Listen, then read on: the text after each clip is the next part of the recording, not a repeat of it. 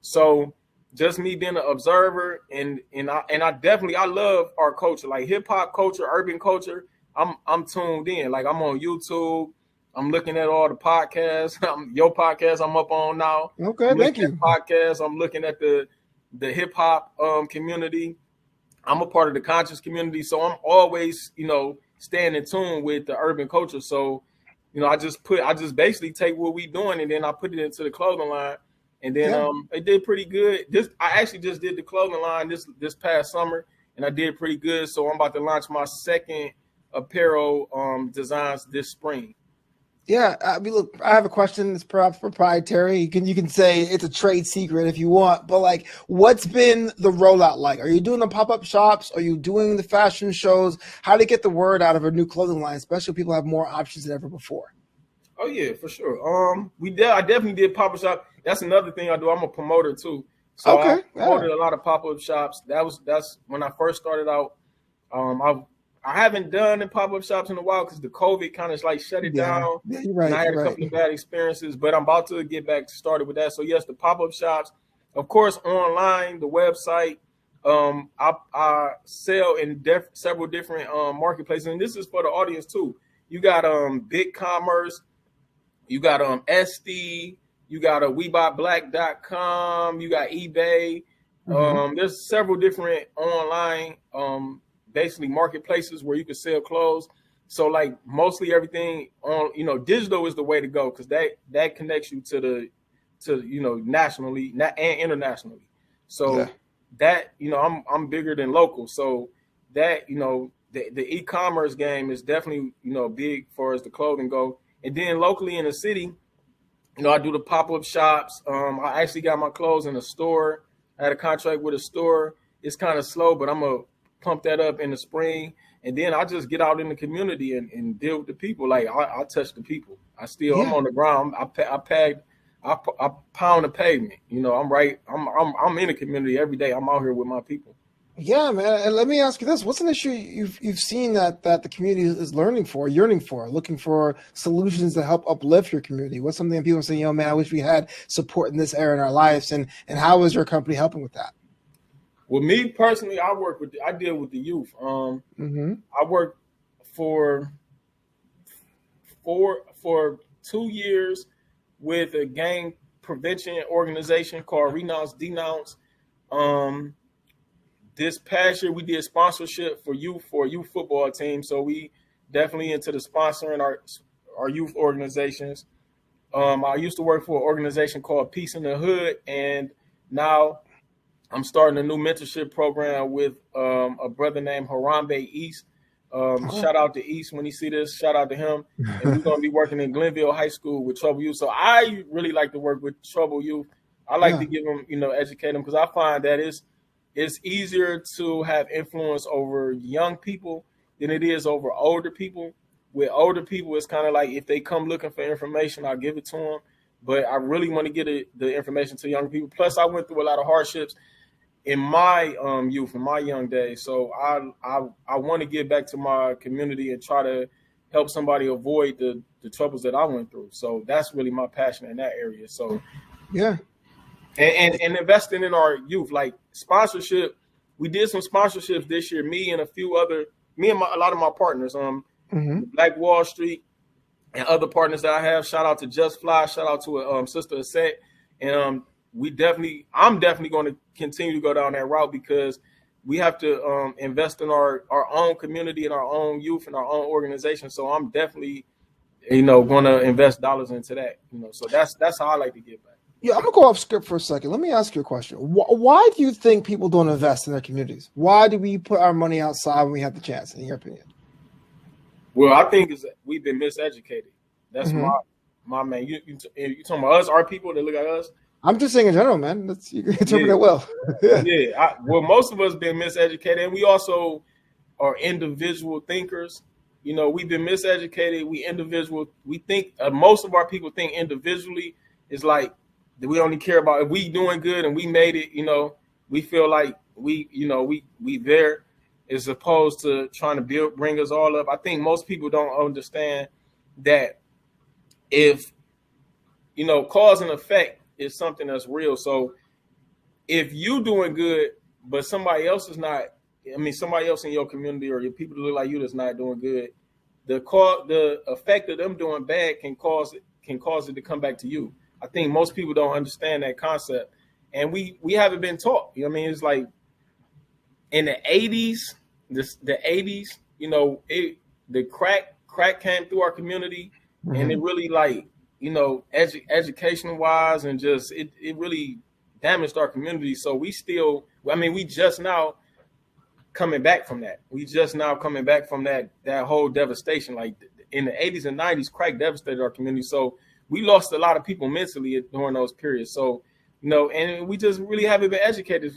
to that. Like in the going back to Black Wall Street, we had that at some point in time. I wasn't alive. I wasn't born at that time. So I can't say I've done a little research, but at some point in time, you know, we got disconnected. So, you know, it's going to take, you know, people who willing to come out there and teach our community to, you know, bring that back. That's why I like working with the youth, because you can give it to them. Like, you know, when you born and when you young and you molded and you going through certain experiences and the culture that you brought up in, that shapes the way you think in life. That's very important, the culture that you brought up in. So I try to give back and create a culture for the young people and be an example. That's another thing, be a example, not just talk about it, but actually be the example of what I would like to see in our community. So I try to focus on that. So I think if we have more people going into these schools and and teaching our youth these things, I think that we can get back to that as a people. But to answer your question, it's miseducation. We've been tremendously miseducated as a people, and it's going to take a very big effort to try to bring us back to that. To what we For those listening who are unfamiliar with the Black Wall Street part of our American history, the Tulsa Race Massacre around June 1921, it's where Black Wall Street really comes from. It's a very dark time in our country's history, which is a lot of dark times in our history. I believe you're so educated. It really did change the course of Black wealth. For those who do know, you know the deal. But talking about that, empowering others, investing in our communities, you do have investment services available as well under your banner, and that to me is pretty cool. That you're going to try to empower everyone through financial literacy. What's that been like? Has there been a reception of that information? Has it been a little bit challenging to get the word out about that arm of your business? What's been the experience? It's always challenging when you giving our people some type of education and knowledge. But when people have hardships, that's when most of the people I get. So it's like I do credit services. So of course, you know, that's something that's very big in our community, and a lot of our people struggle with that. So I do get a lot of customers when people go through hardships. That's when they usually come to me, and I'm very proud about that, because I've helped people buy houses. Most of the time, most people want to buy houses and cars. So I have helped people do that. So that's probably the highlight of my life for real, is having someone text me after buying a house and telling me that, you know, thanks, you know what you did for me. That's really the highlight of my life. So it's challenging when you're trying to educate people to that, but when people have hardships and they come into you for help, then that's not challenging, because they need the help. So, you know, I'll be there for them. And that's like seminars, one-on-one consulting, ebooks. What's the mix? Well, I repair credit. We have done seminars. We actually going to get more into that this year. But I try to focus on doing consultations with people to give them the information, and just credit repair. I repair credit. So if someone comes to me and they just need their credit repaired, I also do CPN numbers. It's a whole phase to credit, like for us business credit, CPN numbers, and just plain credit repair. So as far as like me communicating with people, it's usually repairing their credit or doing a consultation to teach them how to build business credit and structure their business in a way to where they can get financing in the name of a business and not just personally. Well, I mean, it's still pretty early here in 2022. Black Wall Street Empire seems to be growing and thriving. What's the next step? What's that look like? What do you plan on doing? How do you grow your businesses as CEO? Well, to continue to build the brands, everything that, well, I'm going to say this. We got investments in real estate. I'm going to call out the investments, and that'll kind of like take me into the future. We have investments in real estate.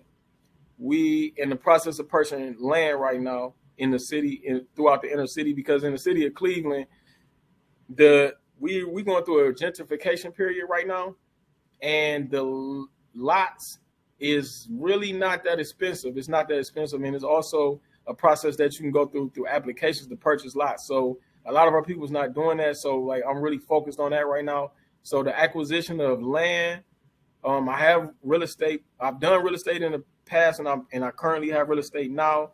That's where I plan on getting rich at, the real estate game, because that's the, you know, it's the stakes and the money and the profit margin in real estate is tremendous. So in the future of Black Wall Street is my focus, my main focus in that area is going to be real estate, far as the you know, when it comes to the wealth building. But I do want to focus on brands, because just building brands it brings in a lot of cash flow income, and cash flow is definitely important when you trying to run an organization in a corporation, because especially in the real estate can go, you know, up and down, and it can be slow, you know, at certain times. So you definitely need to keep the cash flow coming in. So the branded products, the real estate, land acquisition, credit, of course, we're gonna keep doing the credit, stay in the credit business, because that's making our people aware, as well as bringing in cash flow, and the clothes and private info. That's that's the future of BWE. But real estate and youth education is probably going to be the main focus going forward in the future. But as of this year, we're going to build the brands, and we're going to really, you know, do big things in this real estate. Oh, absolutely. And shout out to the personal care product line, Shea Butter, Oatmeal Soap, King Ra, and Sister 7. Also available now at blackwallstreetempire.com. Mill to God, thank you so much for being on the show, man. I learned a lot about your process, and hopefully that someone listening now could be inspired to start their own empire. Yeah, thanks, man. Thanks for having me. These are the brands, too. Like, to your audience, that's the King Ra cologne. I don't know if they can see that. got stuck in the background, but it's the okay. background, yes, I don't know. My computer might not be powerful enough. And Sister 7, I would encourage everybody to go to my website, blackwallstreetempire.com, and try out that fragrance. If there's anybody out there that love to smell good, I'm telling you, you'll never be able to purchase a fragrance that lasts as long as this fragrance is, that's as quality as this fragrance is, for the cost.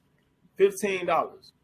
I promise you won't find a fragrance as strong or with the quality, that strong or lasts as long as my fragrances for the cost that it is. Like, my fragrance is better than $1,000 bottle of cologne and perfume, I promise you. So they can go out there, blackwallstreetempire.com, look for the clothes. And also, anybody out there with credit problems, if you're trying to buy that car, that house, you definitely can contact me. blackwallstreetempire.com. Absolutely. We'll keep that website in the show notes. Once again, thanks, Mr. Goff, for being on the show. I want you back, man. I want to see how it grows a year from now, 2 years from now, down the road. Yeah, definitely. I'll definitely be hitting you up. I'll probably hit you up this spring when I drop that new apparel line. Okay. I'll be here for that, for sure.